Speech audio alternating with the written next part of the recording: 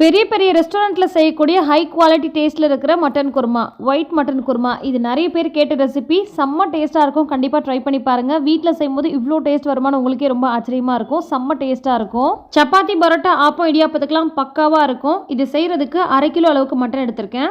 Mutton ஃபுல்லாகவே சதக்கரியாக இல்லாமல் இந்த மாதிரி எலும்புகளாக இருக்கிற மாதிரி சேர்த்து எடுத்துக்கோங்க. கறியை ஃபஸ்ட்டே நாம் வேக வச்சு எடுக்க போகிறோம்.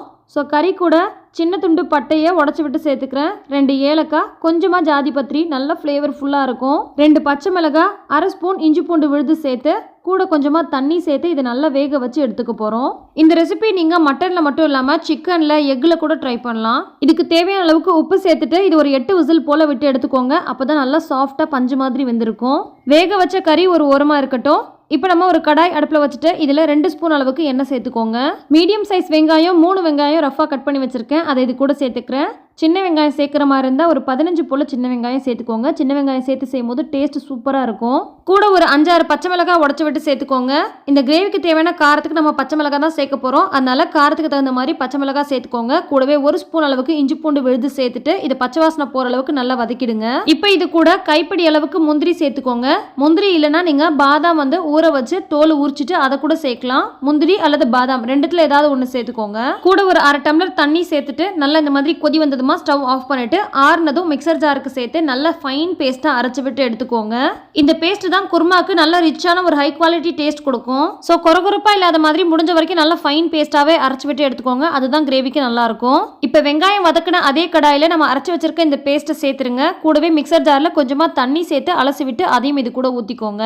இது ஒரு முறை நல்லா கலந்து விட்டு ஸ்டவ் நல்லா சிம் பண்ணிக்கோங்க. இப்போ இதுக்கு தேவையான மசாலாவை சேர்த்துடலாம். இப்போ இது கூட ஃப்ரெஷ்ஷா பொடிச்ச மிளகு பொடி 1/2 டீஸ்பூன் சேர்த்துக்கோங்க.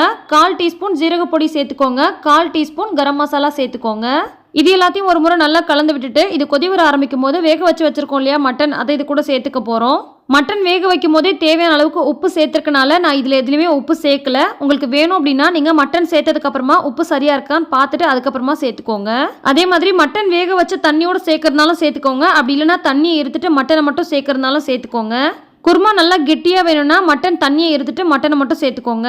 இது கூட 1/4 கப் அளவு தயிர் சேர்த்துக்கோங்க. உப்பு கொஞ்சம் கம்மியாக இருக்கிறதுனால நான் கொஞ்சமாக உப்பு சேர்த்துக்கிறேன். ஸோ உப்பு பார்த்துட்டு சேர்த்துக்கோங்க.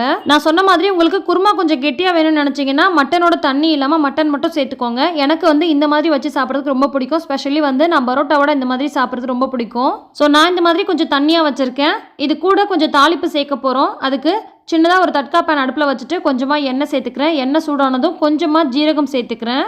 ஒரு 1/4 டீஸ்பூன் சேர்த்தாலே போதும். ஒரே ஒரு பச்சை மிளகாயை நல்லா பொடி பொடியாக கட் பண்ணிட்டு அதையும் இது கூட சேர்த்து நல்லா பொரிய விட்டுறலாம். அதுக்கப்புறமா இந்த தாளிப்பை எடுத்து அப்படியே நம்ம குருமால சேர்த்துக்க போகிறோம். ஸ்டவ் ஆஃப் பண்ணிட்டு தாளிப்பை கடைசியாக சேர்த்துட்டு கடைசியாக இது கூட கொஞ்சமாக கொத்தமல்லி தலையை நல்லா ஃப்ரெஷ்ஷாக பொடியாக கட் பண்ணி சேர்த்துக்கோங்க.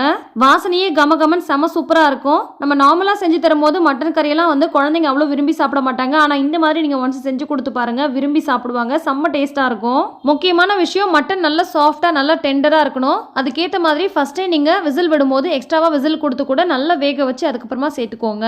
நான் இன்னைக்கு பரோட்டாவோட சர்வ் பண்ணியிருக்கேன். ஆனால் இது ஆப்பம் இடியாப்பத்துக்கு அடி தூளா இருக்கும். கண்டிப்பாக இந்த ரெசிபி ட்ரை பண்ணுங்க. நீங்களும் ட்ரை பண்ணீங்க அப்படின்னா எப்படி வந்துச்சு அப்படின்றத கீழே கமெண்ட்ல சொல்லுங்க. இந்த ரெசிபி உங்களுக்கு பிடிச்சிருந்தா லைக் பண்ணுங்க, நிறைய ஷேர் பண்ணுங்க. நிறைய பேர் சப்ஸ்கிரைப் பண்ணாம ஃபாலோ பண்ணாமலே பார்த்துட்டு இருக்கீங்க. ஃபாலோ பண்ணுங்க, சப்ஸ்கிரைப் பண்ணிக்கோங்க. அப்பதான் நான் தொடர்ந்து போடக்கூடிய வீடியோஸ் எல்லாமே உங்களுக்கு ஷோ ஆகும். ஸோ இன்னொரு சூப்பரான வீடியோவில் பார்க்கலாம். அஸ்ஸலாமு அலைக்கும், பாய்.